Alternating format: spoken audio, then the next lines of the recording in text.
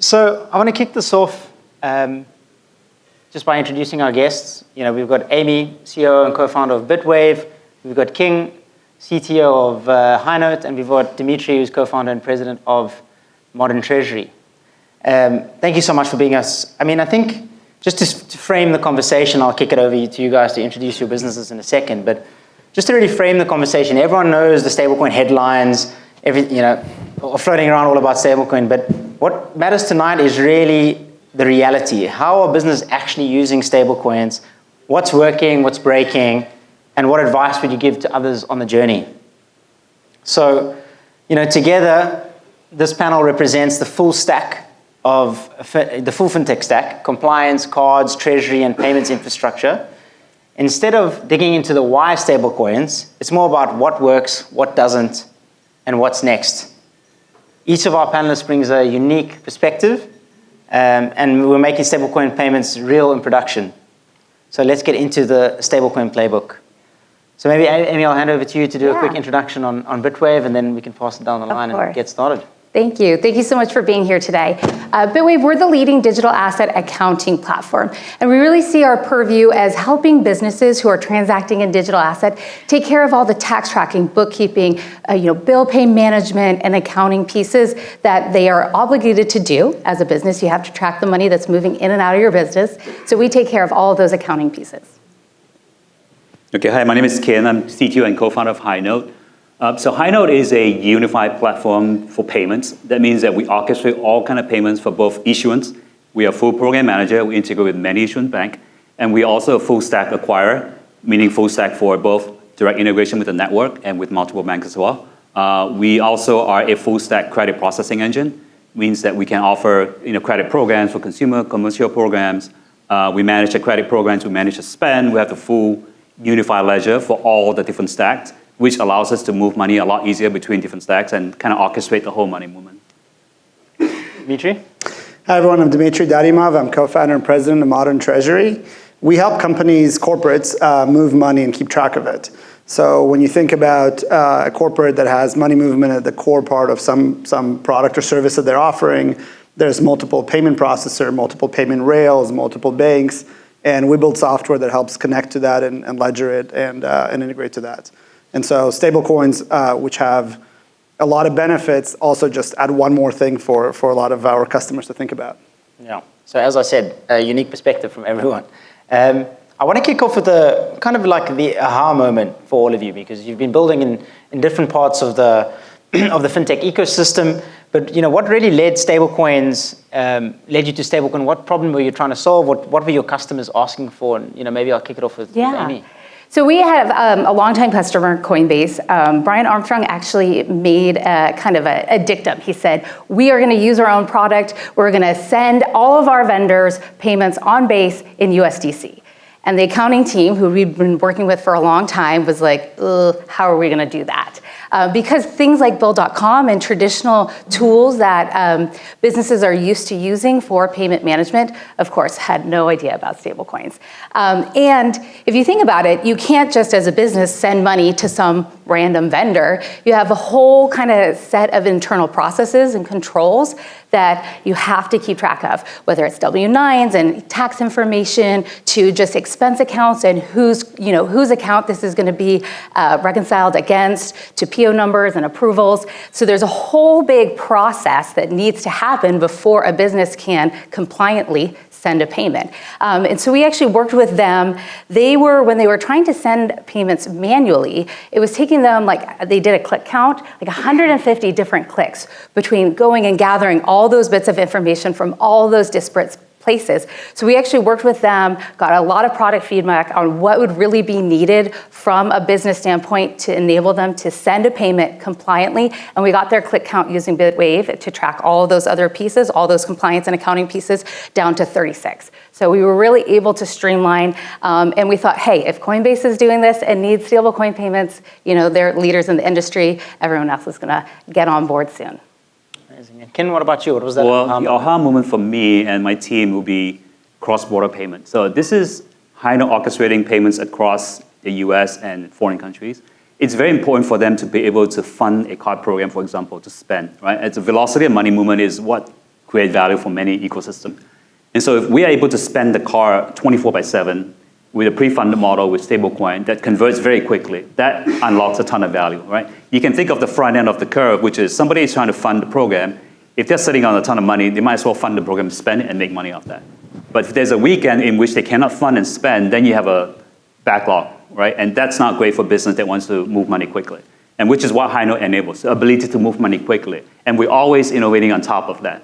And the last leg of the spend will be like you were talking about, spend on card, which is where the most value get unlocked, where the interchange happens, the rewards happen, right? And so, but if you don't have funds coming in very quickly for spend, then essentially you're blocking the back end of it. And so what we innovated is with BVNK will be the ability to fund quickly 24/7 without banking holidays. Think of things like a parallel track, right? Bank has certain limitations, your stablecoin has no limitations, and you move money a lot quicker. And so depending on the time that we need to spend and to unlock value, that's when we leverage stablecoin. And usually it's on the weekend, usually it's on bank holidays. So that's, to me, the biggest value unlock for stablecoin. Yeah. Dimitri, what about you?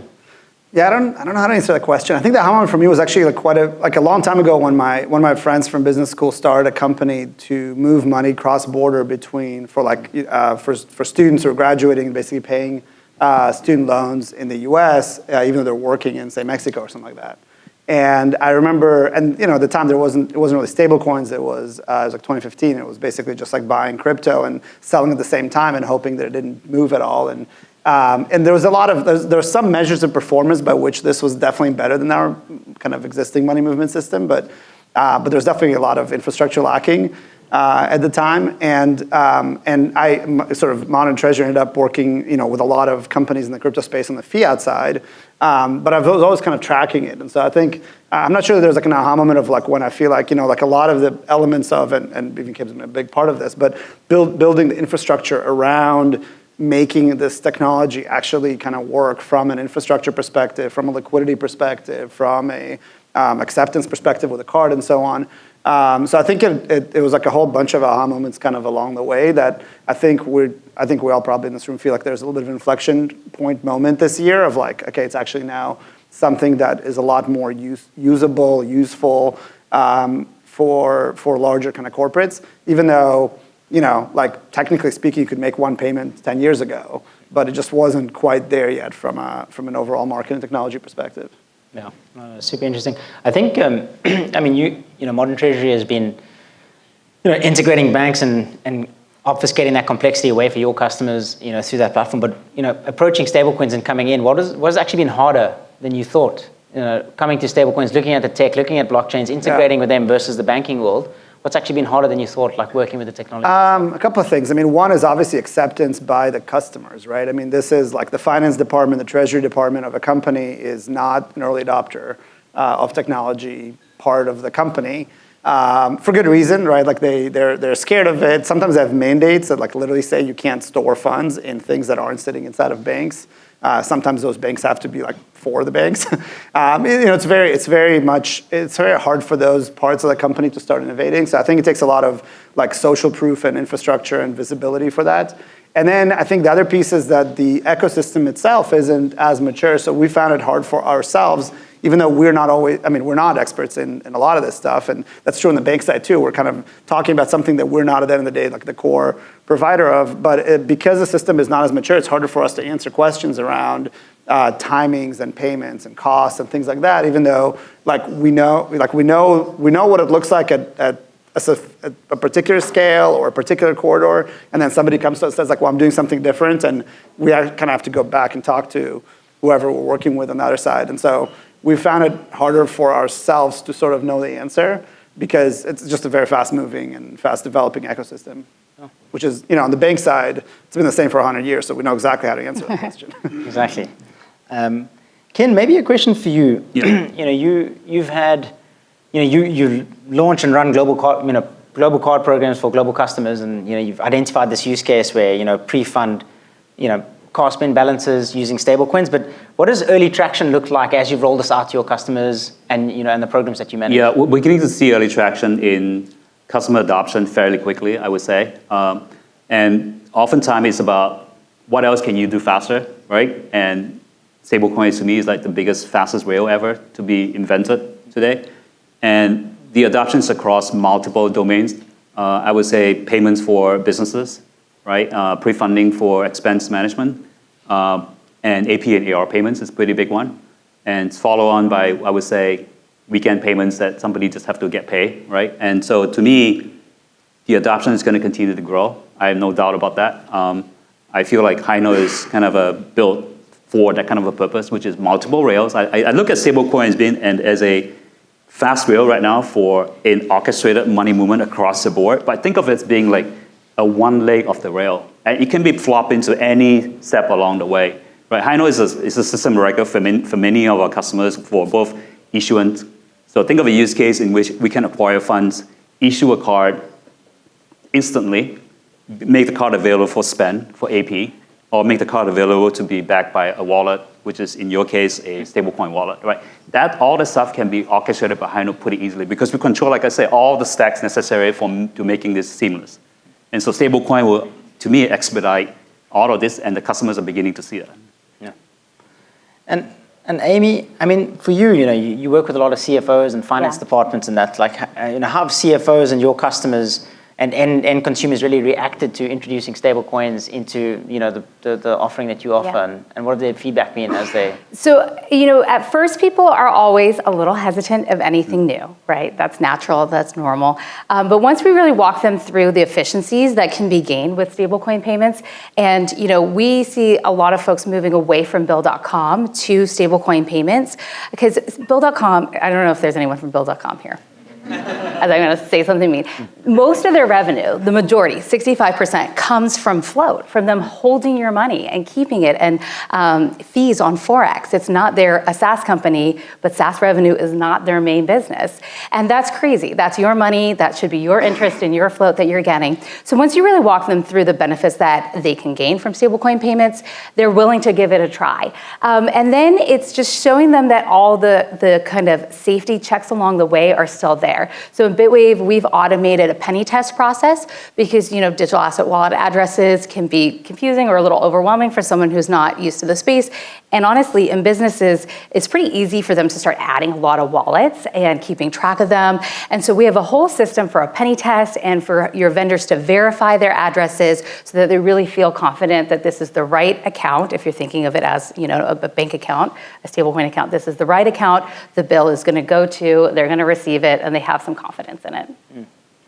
No, 100%. I mean, I think there's always this conversation about speed and cost advantages, but what are and maybe open this one up to the floor, is what are the underrated advantages of stablecoins that have popped up through launching different use cases and how you interact with your customers, more and over and above than just the speed and the cost, I don't know, Ken, you want to? Well, I'll take that on, yeah. So I think to me, beyond speed and beyond the ability to convert, it's more about liquidity management. If you're a finance person, the front end of liquidity management is all about making sure your money is spent wisely to gain the most benefit. Whether you spend it, whether you gain yield on that, it's really up to you to control. But having that rail as being the ability for you to move as you need it to, without limitations on border, without regional constraints, without banking hours, to me is true unlock. Because a finance person will have a lot of financial engineering, as you probably know, how to manage their liquidity and making money out of that, right? And spend is one of them. Highnote does a really good job of taking liquidity and making a spend happen almost instantly, like no time, right? We issue single-use card, we issue multi-use card, all just happen very quickly. So to me, that is the most powerful model that I can think of with stablecoin. Yeah. Dimitri, I mean, for you guys, you've got this infrastructure that allows bank connectivity. What's been one of the underrated use cases or advantages for someone like you? Yeah, I think pre-funding is a huge aspect of stable. Like if you think about a lot of corporate use cases, there's delays in banks while your business is going 24/7 means that you have to kind of pre-fund certain accounts and have to think about liquidity management for like a 3-day weekend. It's Labor Day. What does it mean on a Friday before? You've got to have some funding somewhere to for the next 3 days to be able to do payouts that are instant of some sort.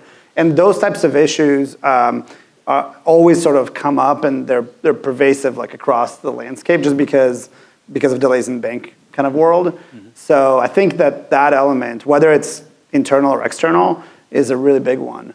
And I think people, obviously, there's access to dollars if you're outside the U.S., but even if you're inside the U.S., like you don't have access to banking for many days of the year, which is kind of crazy. And I want to switch it over to some practical advice. All of you have been down different journeys on your stablecoin journey. And Amy, I mean, in terms of kind of like practical advice, if someone in this room came up to you after this conversation and said, "Hey, how do I get started with stablecoins? What should I think about?" Yeah. What would your advice be to them, given your own journey? I would say you give it a try. Try that first invoice. It's easy to pay an invoice in stablecoin using something like Bitwave with BVNK. It's to just do a small one. Just give it a try. I feel like people, once they see that it's really not that more complicated than anything else you were just describing or anything else that finance professionals do day to day, it's using a stablecoin is no harder than anything you're used to. It's really just giving it a try and giving it a go. There's no reason not to. And Kin? For me, it would be if you have a fintech that requires you to move money in so many different ways, funding, spending, treasury management, right?